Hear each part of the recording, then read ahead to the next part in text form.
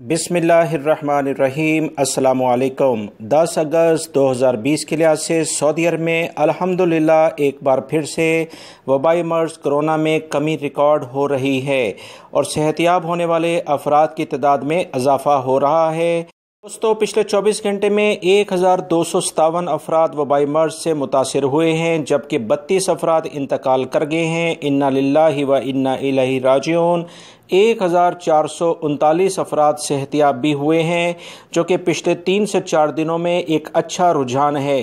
سب سے زیادہ کیسز ریاض میں آئے ہیں 88، دمام 65، حفوف 63، حائل 62، بریدہ 59، مکہ المکرمہ 58، جدہ 52، مدینہ منورہ 51، یمبو 50، حفر الباطن 38، الرز میں 28، اللیث 27، الحرجہ میں 26، انیزہ میں 25، کنفدہ میں بھی 25 ہیں، الممرز جازان میں 19 ہیں، نجران میں 18، تبوک 17، المزنب 16، الطائف میں بھی 16، قطیف وادی دواسیر میں 16 کیسز ہیں، البکریہ 15، الدوادمی میں 14، عیون الجوا میں 11، خمیس مشید 10، الجبیل میں بھی 10، الحرجہ اور خفجی، بقی، کامل، شرورہ، رفع الجمیش ان میں 9 کیسز ہیں، العقیق، زہران الجنوب، الخبر، خلیس، عفیف، تیمیہ، ابہا ان میں 8 کیسز ہیں، اسیا، صفا، اولا ان میں 7 کیسز ہیں، القوارتا، البشائر، سلیس،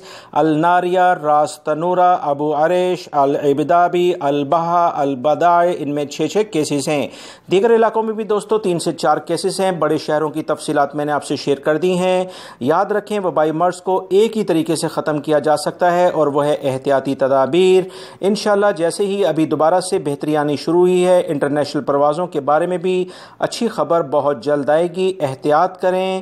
السلام علیکم۔